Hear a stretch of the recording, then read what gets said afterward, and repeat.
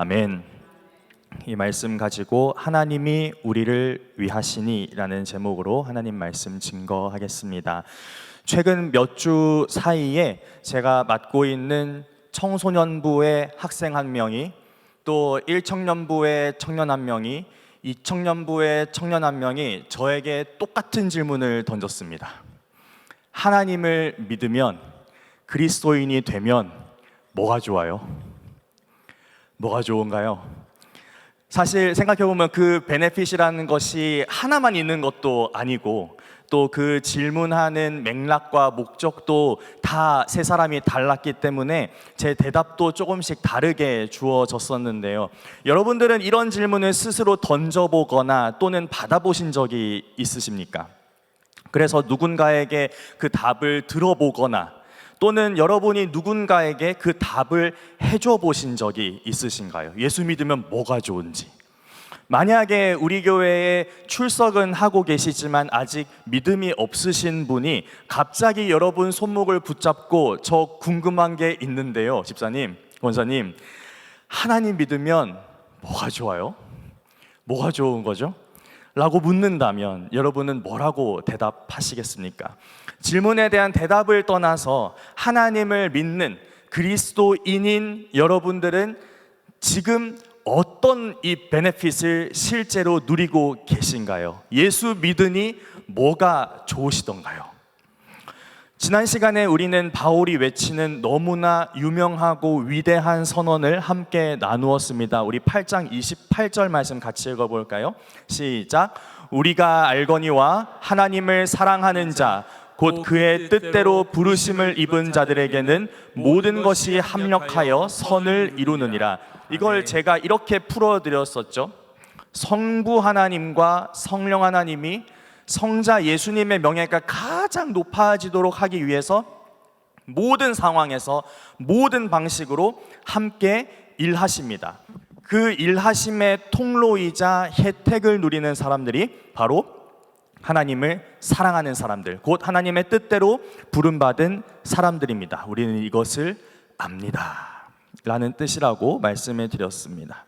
예수님이 맏아들로 높아지시는 그 영광이 결국 우리에게 혜택으로 돌아온다는 겁니다. 예수님이 높아지시면 그 안에서 우리도 함께 높아진다, 높임 받는다라는 것이 우리를 향한 하나님의 계획이고 약속입니다.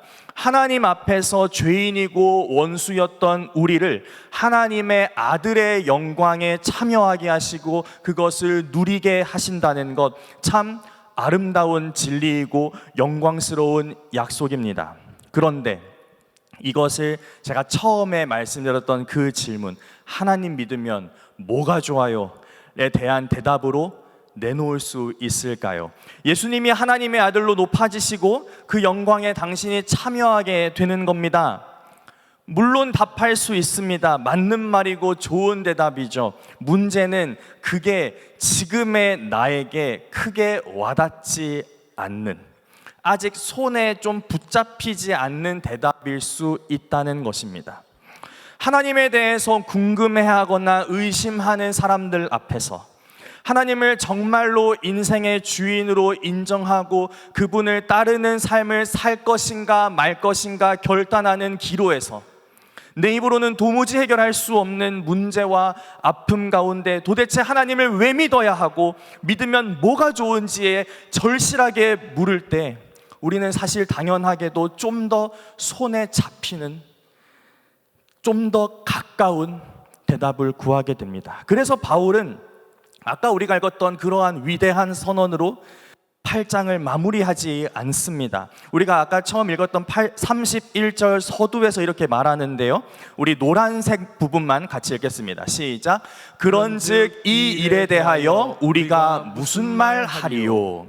이런 말입니다. 그래서 이게 하나님이 모든 방식으로 모든 방법을 통해서 우리가 예수님의 영광에 이르도록, 예수님 닮아갈 수 있도록 최선을 다해 일하신다. 그러면 그게 우리에게 무슨 소용이 있다고 할 수 있는가? 지금까지 들은 이 모든 이야기, 하나님이 하신 모든 일들, 이걸 다 듣고 알았으면, 아, 하나님 그런 일 하시는구나, 하나님 그런 계획 갖고 계시는구나, 하나님 그런 거 약속하시는구나, 이렇게 알았으면 이제 우리가 뭐라고 말해야 되는가, 어떻게 반응할 수 있는가라는 말입니다. 여기서 우리가 한 가지 눈여겨봐야 할 표현이 있습니다. 바울은 내가 무슨 말 하리요 라고 하지 않습니다. 우리가 무슨 말 하리요 라고 말하죠. 그리고 오늘 끝까지 내가는 안 나오고 우리를 위해, 우리가 계속됩니다. 우리를 위하시면 누가 우리를 대적하리요? 우리 모든 사람을 위하여, 우리를 위하여 간구하신다. 바울은 왜 이렇게까지 우리라는 말을 강조할까요? 이 편지를 받는 로마 교회 공동체에게 이 우리라는 말이 절실했기 때문입니다. 지난 시간에 말씀드렸던 것처럼 유대인 출신 그리스도인과 이방인 출신 그리스도인들이 서로 무시하고 가르치려 들고 부정하고 갈등하던 상황이었어요. 그런 그들에게 하나님이 우리를 위하신다, 너네만도 아니고 나만도 아니고 우리를 위하신다라는 말이 우리 각자가 아니라 우리 모두의 이야기여야 했습니다. 그래서 또한 이러한 말로 예수 믿으면 뭐가 좋은지 그 베네핏의 포문을 엽니다. 만일 하나님이 우리를 위하시면. 여기서의 만일, if는 그럴 수도 있고 아닐 수도 있고 라는 가능성이나 가정이나 의심하는 if, 만일이 아닙니다. 이미 일어난 확정된 사실을 더 분명하고 강하게 말하는 확신하는 만일입니다. 바꿔 말하면 오늘 설교 제목인 하나님이 우리를 위하시니 라는 선언인 것이죠. 우리 같이 한번 해볼까요? 하나님이 우리를 위하시니. 하나님이 우리를 위하시니. 한편으로 우리를 위하여라는 말도 단순히 제3자로서 우리 편을 들어준다, 우리를 지지하고 응원한다는 뜻만 가지지 않습니다. 이 말은 누군가가, 하나님이 우리를 위하신다라는 말은 누군가가 다른 사람을 대신한다라는 의미가 있어요. 예를 들면 이런 겁니다. 손흥민이 나를 위해 축구장에 왔다 라고 했을 때 그 말은 손흥민이 저 관중석에 앉아서 이걸 뛰고 있는 나한테 잘해라 잘해라 골 넣어라 잘해라 하고 응원을 한다든지, 또는 벤치 감독이 돼서, 코치가 돼서 이렇게 해라 저렇게 해라 저렇게 패스해라 슛해라 하는 지시한다는 말이 아니라, 손흥민이 나를 위해 경기장에 와줬다라는 말은 그가 내 대신 뛰어준다는 말입니다. 하나님이 우리를 위하신다라는 말은 하나님이 저 멀리서 이렇게 해라 저렇게 해라 잘했어 못했어 평가하고 지시하신다는 말이 아니라 우리의 자리를 당신의 자리로 취하셨다, 우리의 자리에 대신 서주셨다는 뜻입니다. 하나님이 우리를 위하시니 라는 이 확신의 서문 아래 그 아름다운 진리, 그 영광스러운 약속이 오늘 우리에게 어떠한 실제적인 베네핏이 되는지 바울은 크게 두 가지로 설명하는데요. 아직입니다. 오늘 살펴볼 31절에서 34절에서는 하나님의 공의에 따른 법적인 베네핏, legal benefit을 제시하고요. 다음 시간에 볼, 아마 9월이 될 것 같아요, 35절부터 39절에서는 하나님의 사랑에 따른 관계적인 베네핏, relational benefit을 제시합니다. 그러면 바울이 먼저 오늘 이야기하는, 우리가 누리는 이 법적인 베네핏을 함께 나누어 볼 텐데요. 세 가지 질문으로 선언합니다. 누가 우리를 대적하리요? 누가 우리를 고발하리요? 누가 우리를 정죄하리요? 자, 드디어 첫 번째입니다. 첫 번째 질문은 누가 우리를 대적하리요? 라는 것입니다. 곧 첫 번째 베네핏은 하나님이 우리를 위하시니 아무도 우리를 대적할 수 없다는 것입니다. 우리 31절 말씀 다시 한번 읽겠습니다. 시작. 그런즉 이 일에 대하여 우리가 무슨 말 하리요? 만일 하나님이 우리를 위하시면 누가 우리를 대적하리요? 아멘. 지난번에 모든 것이 합력하여 선을 이루느니라 라는 말이 그저 everything will be fine이 아니었던 것처럼 누가 우리를 대적하려 who can be against us 라는 말 역시 다 잘 될 거야, 아무 문제 없을 거야, 아무것도 너의 길에 obstacle이 없을 거야 라는 뜻이 아닙니다. 대적하는 자가 없다는 말이 아니라는 거예요. 오히려 대적하는 자는 많습니다. 사도행전과 이 바울의 편지들이 보여주는 바울의 삶이 그것을 너무나 잘 보여주고 있지 않습니까?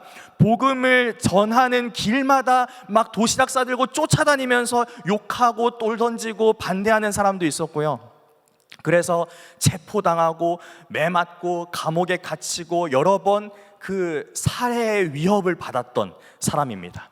전해지기로는 결국 이 로마서가 기록된 후에 10년이 채 안 되는 시간 뒤에 바로 이 편지를 받는 로마에서 복음을 전하다가 결국 순교를 당한단 말이죠.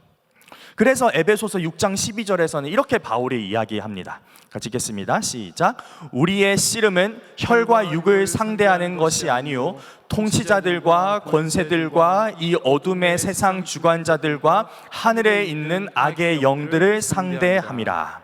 대적이 누구인가를 분명히 말하고 있는 겁니다. 그러니까 대적이라는 건 분명히 존재하고 그것은 다양한 모습으로 나타나서 우리를 공격합니다. 그러나 하나님이 우리를 위하시니 누가 우리를 대적하리요라는 선언은 그 어떤 대적이라 할지라도 하나님이 위하시는 사람들을 최종적으로 해치거나 무너뜨리거나 이길 자는 아무도 없다는 것입니다. 바울의 삶이 결국 이걸 증언하는 거예요. 바울이 그렇게 고난을 당했다고 해서, 바울이 그렇게 순교를 당했다고 해서 바울이 졌습니까? 바울이 무너졌습니까? 그가 전했던 복음이, 예수 그리스도의 십자가가, 하나님의 나라가 소리 소문 없이 사라졌습니까? 오히려 온 세계 가운데 더욱더 왕성하게 전파되어서 오늘 우리에게까지 이르렀으니 우리 역시 증인입니다. 문제는 그 대적이 밖에서만 오는 게 아니라는 사실입니다. 이 로마 교회를 다시 볼까요? 당시에는 이 로마 황제가 예수 믿는 사람들, 이 교회를 막 본격적으로 박해하기 전이었습니다. 당장 내가 예수 믿는다고 해서 누가 막 죽이려고 한다든지 잡혀간다든지 그런 일이 일어나기 전이었어요. 하지만 이 교회는 사실 안에서 무너지고 있었습니다. 누가 무너뜨리고 있었나요? 자기들이요.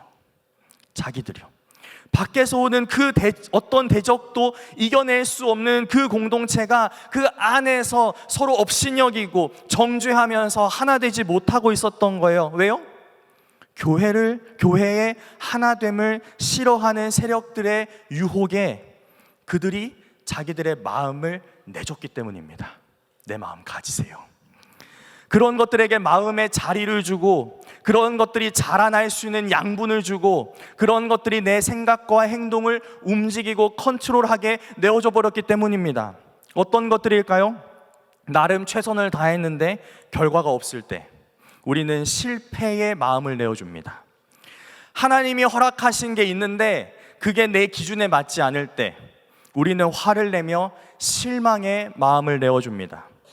나보다 더 많이 가졌거나 나보다 더 많이 이룬 사람을 볼 때 우리는 수치의 마음을 내어줍니다. 때로는 상대는 그럴 의도가 전혀 없었음에도 내 안에 자격지심이 혼자서 나를 부끄럽게 만들기도 합니다. 그렇게 실패에, 실망에, 수치에 마음을 하나씩 그 방을 내어주다 보면 공동체에서는 점점 나와 결이 다른 사람들이 불편해집니다. 이해해 보려고 하기보다 아주 쉽게 갈라치기를 선택합니다. 결국 모두가 나라는 벽을 쌓고 그 안에 갇혀서 어떤 사람도 품어내지 못하고 어떤 사람도 살려내지 못하는 그런 비참한 상태가 되어버리는 거죠. 사랑하는 여러분, 우리는 왜 이렇게 연약할까요? 우리는 왜 아직 이것밖에 안 될까요? 하나님을 믿는데, 함께 예배하고 교제하는데, 많은 것을 들여서 봉사하고 헌신하고 섬기는데 왜 여전히 넘어지고 무너지는 일들이 우리에게 있을까요? 사실 우리는 이미 그 답을 배웠습니다. 이미 양자가 하나님의 자녀가 되었지만 아직 완성되지 않은, 누리지만 아직 기다리는 상태, already but not yet의 시간을 살고 있기 때문입니다. 그리고 한 사람도 빠짐없이 우리 모두가 그 타임라인 안에 있기 때문입니다. 이미, 그러나 아직. 내가 아직 완성되지 않은 것처럼 저 사람도 아직 완성되지 않았습니다. 미완성인 사람들끼리 모여 있으니 때로는 또 나는 좀 낫다고 생각하기도 하니까 서로 실망할 수밖에 없는 거죠. 그렇다면 이렇게 안팎으로 무너지는 로마 교회와 우리를 바라보며 바울은 어떻게, 무슨 근거로 누가 우리를 대적하리요? 라고 선언할 수 있는 걸까요? 어떻게 아무도 우리를 대적할 수 없다라고 큰 소리 칠 수 있는 걸까요? 32절에 그 답이 있습니다. 한글 성경에는 원래 빠져 있지만 헬라어 원문에 들어있는 단어 하나를 여기 살짝 넣어서 같이 읽어보겠습니다. 시작. 심지어 자기의 아들을 아끼지 아니하시고 우리 모든 사람을 위하여 내주신 이가 어찌 그 아들과 함께 모든 것을 우리에게 주시지 아니하겠느냐. 아멘.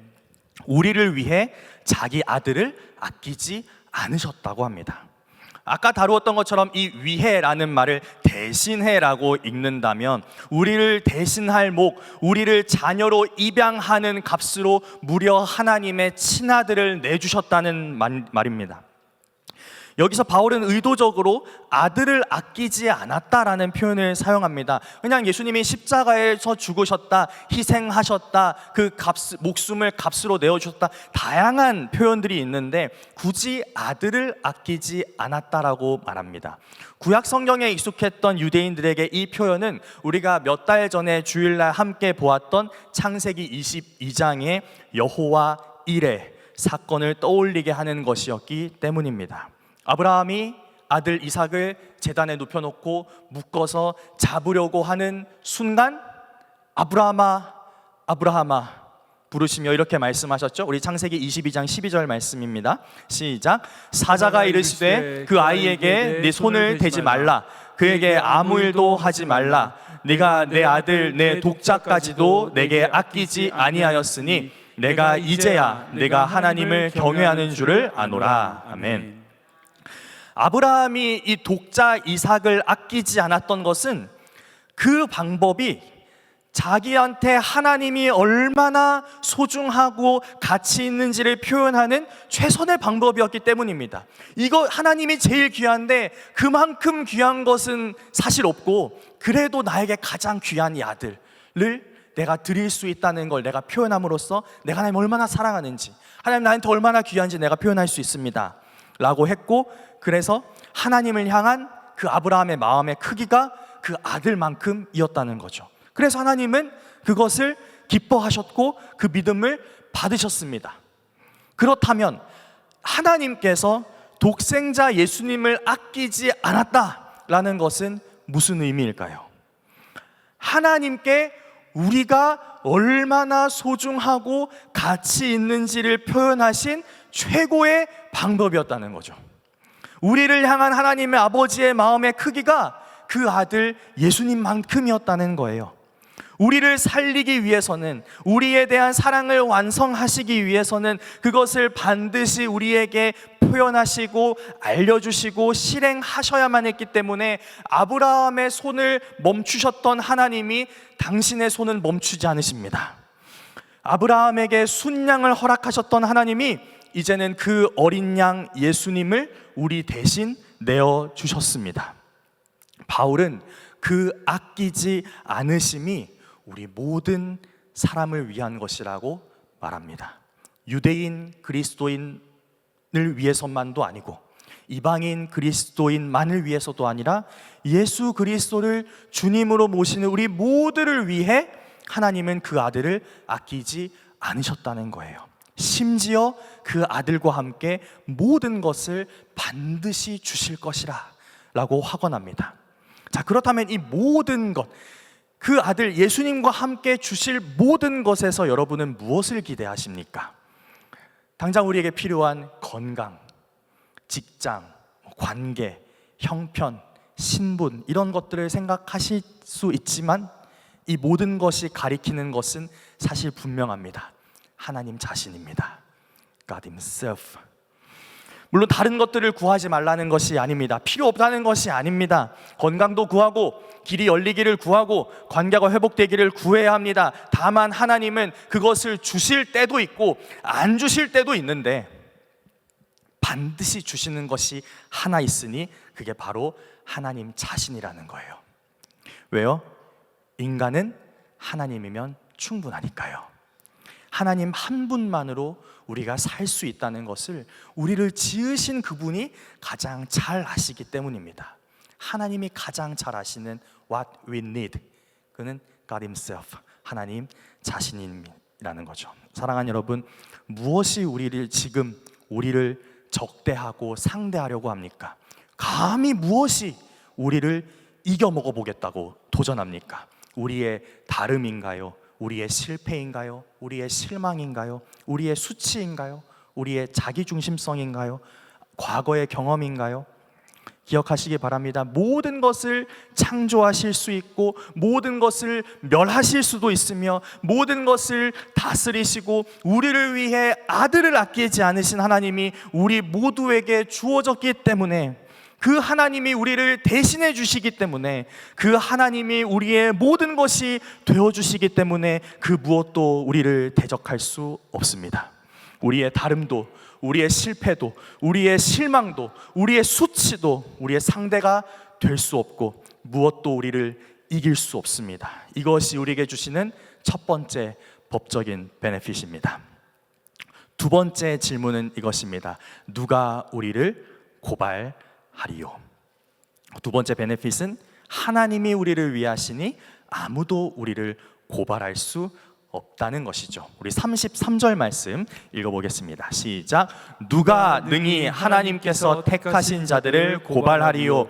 의롭다 하신 이는 하나님이시니. 아멘. 여기서부터 바울은 본격적으로 법적인 용어들을 막 사용하기 시작합니다. 고발한다, 의롭다, 이런 이야기들을 하죠. 앞에서 하나님이 우리를 위하시고 그래서 아무도 대적할 수 없다고 선언했다면 이제 그 선언이 실제로 어떤 효력을 갖는지에 대해서 법정에서 확인시켜주는 거예요. 그런데 여기서 바울은 우리를 뭐라고 표현하고 있냐면 하나님께서 택하신 자들, God's chosen ones 라고 표현합니다. 원래 구약 배경에서 이 표현은 오직 하나님의 특별한 백성, 곧 이스라엘을 가리키던 말이었습니다. 그런데 바울이 그 택자, 선민이라는 그 호칭을 유대인 그리스도인에게만이 아니라 이방인 그리스도인에게도, 또 오늘 예수 믿는 우리에게도 그걸로 부르고 있는 거예요. 그런데 이 이름으로 불리는 순간 어떻게 되나요? 하나님이 택하신 자들을 누가 고발하는가? 즉 하나님께서 택하셨다는 말이 나오는 순간 그들에게 죄가 있다라고 주장하는 그 고발은 시작도 하기 전에 무너진다는 거예요. 무효가 된다는 거죠. 바울이 이 베네핏을 선언하는 이유가 있습니다. 실제로 고발하는 자들이 있었기 때문입니다. 누구였을까요? 황제였을까요? 예수님을 인정하지 않던 유대인들이었을까요? 아닙니다. 바로 옆에 앉은 형제 서로가 그 고발자였습니다. 우리 14장 4절과 10절 한번 읽어볼까요? 시작. 남의 하인을 비판하는 너는 누구냐? 그가 서 있는 것이나 넘어지는 것이 자기 주인에게 있음에 그가 세움을 받으리니 이는 그를 세우시는 권능이 주께 있음이라. 내가 어찌하여 내 형제를 비판하느냐? 어찌하여 내 형제를 업신여기느냐? 우리가 다 하나님의 심판대 앞에 서리라. 아멘. 그 고발자들에게 바울이 뭐라고 질책합니까? 너 뭔데? 너는 누구냐? 너 뭔데? 너 뭐 되냐? 판결을 내릴 자격이 너에게 있느냐는 겁니다. 심판대는 하나님의 것이고 재판장석에는 하나님만 앉으실 수 있는데 왜 네가 감히 거기에 앉아 있느냐는 거예요. 심지어 이것은 서로를 향한 고발과 정죄와 심판으로 끝나지 않습니다. 이것이 계속 이어지면 어느 순간부터는 내가 혼자 있을 때에도 내가 나를 고발하고 정죄하고 판결하기 시작합니다. 우리가 로마서 8장을 살펴오면서 매번 마주쳤던 이런 말들이에요. 나는 아닌 것 같다. 나는 자격이 없어. 나는 멀었어. 이게 무슨 하나님의 자녀야? 세상에 하는 말도 아니고요, 마귀가 하는 말도 아닙니다. 그런 것들에 마음을 내어준 우리가 우리 스스로한테 그런 말을 할 때가 있다는 거죠. 그런 우리에게 바울은 이 한마디를 선포합니다. 의롭다 하시는 분은 하나님이시다. 하나님 나라의 법을 만드신 분이 누구십니까? 하나님입니다. 하나님 나라의 법대로 재판하시는 분이 누구십니까? 하나님입니다. 그 법을 지키고 만족시킬 수 있는 길을 여신 분이 누구십니까? 하나님입니다. 그런데 그 입법자 되시고 실행자 되시고 재판장 되시는 하나님이 우리를 향해 직접 판결하시는 거예요. You are righteous. 너희는 의롭다. 그 판결은 우리가 무엇을 하기도 전에, 우리가 사랑스럽기도 전에, 우리가 자격을 갖추기도 전에, 우리가 하나님의 법이 뭔지 알기도 전에 이미 내려졌고, 우리가 예수님을 영접할 때 우리에게 선포되었습니다. 그리고 우리가 스스로와 서로를 의심하고 고발하려고 할 때마다 하나님은 그 판결을 계속해서 우리에게 확증시켜 주시는 거죠. 너희는 의롭다. 내가 그렇게 판결했다. 그렇다면 누가 그 판결에 이 의를 제기할 수 있겠습니까? 나 자신도 안 되고요, 내 형제도 할 수 없습니다. 내가 얼마나 잘했는지도, 저 사람이 얼마나 부족한지도 그 판결의 내용과 효력에 아무런 영향을 미칠 수 없습니다. 오직 하나, 영원히 그리고 완전히 의로우신 재판장이 이미 판결하셨다는 것 그뿐입니다. 하나님이 우리를 위하시니, 하나님이 우리를 의롭다고 판결하셨으니 아무도 우리를 고발할 수 없다는 것, 이것이 우리가 누리는 두 번째 법적 베네핏입니다. 마지막 세 번째 질문은 이것입니다. 누가 우리를 정죄하리요? 그래서 세 번째 베네핏은 하나님이 우리를 위하시니 아무도 우리를 정죄할 수 없다라는 것이죠. 우리 34절 말씀 같이 읽겠습니다. 시작. 누가 정죄하리요? 죽으실 뿐 아니라 다시 살아나신 이는 그리스도 예수시니 그는 하나님 우편에 계신 자요 우리를 위하여 간구하시는 자신이라. 아멘. 그런데 정죄할 수 없다, 정죄함이 없다라는 말은 사실 우리가 이미 들었던 말입니다. 우리 8장 1절 말씀 읽어볼까요? 8장 1절 말씀 시작. 그러므로 이제 그리스도 예수 안에 있는 자에게는 결코 정죄함이 없나니. 8장 이렇게 시작했습니다. 그런데 이 마지막에 와서 왜 다시 정죄가 있을 수 없다, 아무도 정죄할 수 없다라는 이야기를 하는 걸까요? 하나님께서 우리 육신을 지배하고 있던 그 죄를 정죄하시고 우리를 그 정죄의 자리에서 끄집어내셔서 의롭다고 선고하셨습니다. 재판장이라는 것은 어떤 사람이냐면 죄가 있네 없네 말하는 사람을 떠나서 재판장이란 그 재판에서 마지막으로 말하는 사람이 재판장입니다. 그 후로 아무도 토달 수 없습니다. 아닌데요, 의의를 제기합니다. 그런 게 아니라 재판장이 마지막으로 말하는 거예요. 그게 결론이니까요. 그런데 그 재판장 하나님이 선고하심으로써 하나님의 법정은 닫혔습니다. 끝났어요. 하나님의 판결은 끝났어요. 더 이상 의의를 제기합니다. 아닌 것 같은데요, 이런 말 할 수 없습니다. 그런데요, 교회 안에서 사람들이 마음대로 법정을 다시 열고 있었던 거예요. 서로를 세워놓고 고발하고 판결해요. 심지어 그 법정을 자기 안으로 가져가서 혼자 있을 때도 자신을 판결하고 있어요. 하나님의 판결을 마지막 말로 남겨두어야 하는데, 너희는 의롭다, 내가 판결했다, 끝나야 되는데 자꾸 토를 달아요. 그렇지만 그래도 어쨌거나 아무튼 이러면서 자기들의 말을 더해요. 추악한 모습으로 피고인석에 앉아있던 우리가 전적인 하나님의 은혜로 그 피고인석에서 건짐을 받아서 의롭다고 선고받고 무죄 방면되었는데, 그런 우리가 이젠 내 법정을 차려놓고 내가 이 재판장석을 차지해버렸다는 거예요. 그러한 우리의 모습을 보여주는 성경의 유명한 이야기가 있습니다. 요한복음 8장에 나오는 가늠한 여인 사건입니다. 예수님이 성전에 앉아서 사람들에게 말씀을 가르치고 계실 때 서기관이라고 하는 사람들과 바리새인이라고 하는 사람들이 어떤 한 여인을 간음한 현행범이라고 잡아와서 사람들 가운데 세웁니다. 그리고 예수님을 시험하죠. 율법에는 이런 여인을 돌로 쳐 죽이라고 했는데 예수 당신은 뭐라고 말하겠는가? 겉으로는 판결을 요구하는 것처럼 보이죠. 당신이 판결하시오. 율법엔 이렇게 얘기하고 있는데, 그리고 이 여자가 지금 현행범으로 잡혔는데 당신이 판결하시오. 그대로 우리가 하리다 라고 그렇게 하는 것처럼 보이지만 사실은 그들이 그 여인과 심지어 예수님을 정죄하고 자기들이 판결하기 위함이었습니다. 자기들이 재판장이 돼서 예수님을 죄인으로 만들고 수치와 죽음이라는 형벌을 내리겠다, 죽을 사람으로 만들어버리겠다, 죄인으로 만들어버리겠다라고 하면서 자기들이 재판장석이 앉아버린 거예요. 하지만 그 법정에서 어떻게 됐을까요? 그 법정에서 마지막으로 말한 사람이 누구인지 아십니까? 예수님입니다. 너희 중에 죄 없는 자가 돌로 치라. 곧 이 여인이 죄를 지었다는 분명한 증거를 댈 수 있는 사람이 사형을 집행하라 라고 말씀하셨는데, 그 여인을 고발하던 사람들, 끌고 온 사람들 할 것 없이 싹 다 사라졌죠.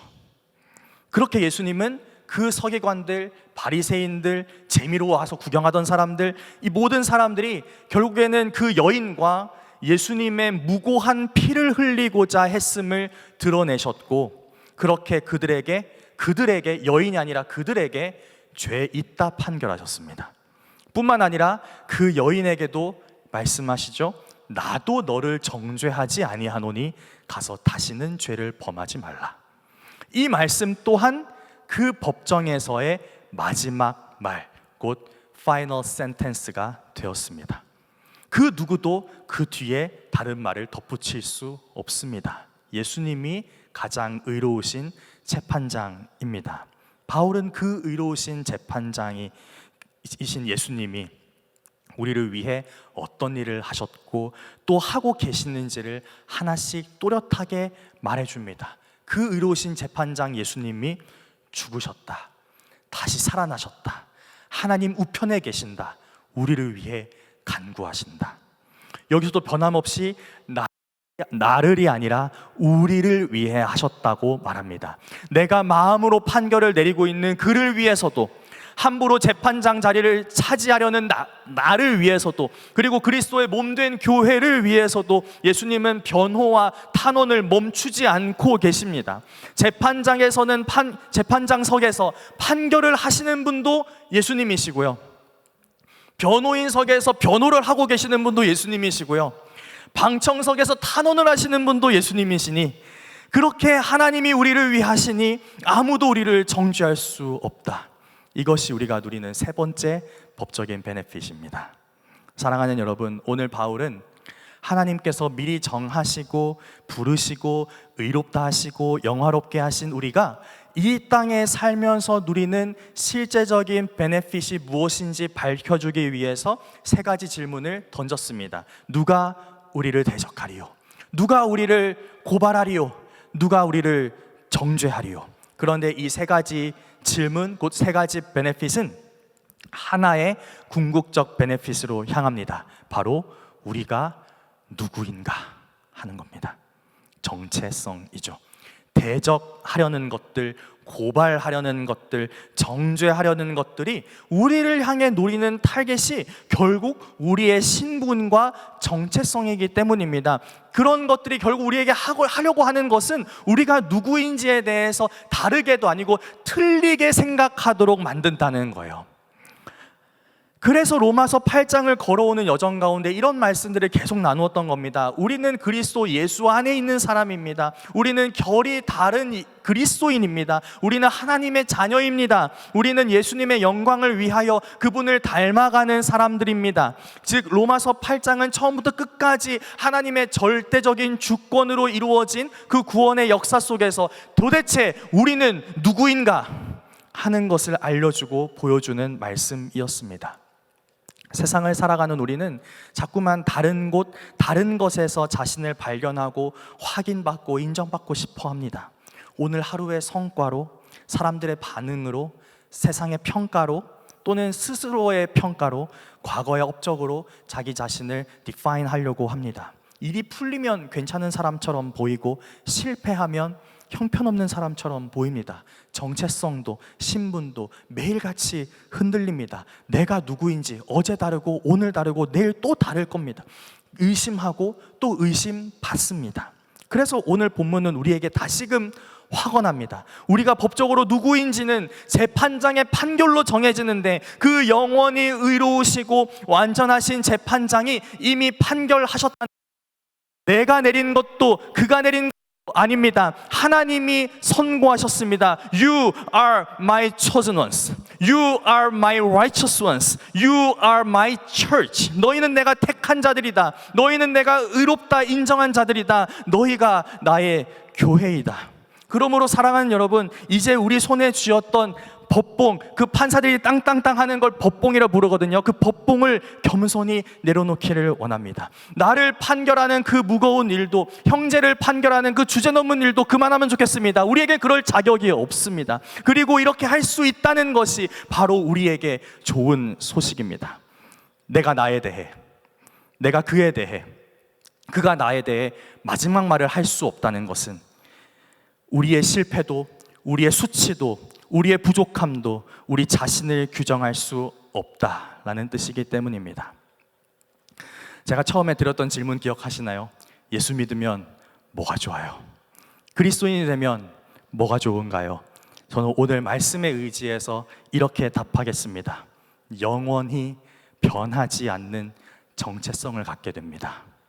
내가 누구인지, 우리가 누구인지 정확하게 알게 되고 그 무엇도 그것을 흔들거나 망가뜨릴 수 없습니다. 오늘 말씀이 주는 이 정체성, 또 여러분들이 지금까지 배우고 품고 경험해온 그 하나님이 주신 그 소중한 정체성을 떠올려 보시기 원합니다.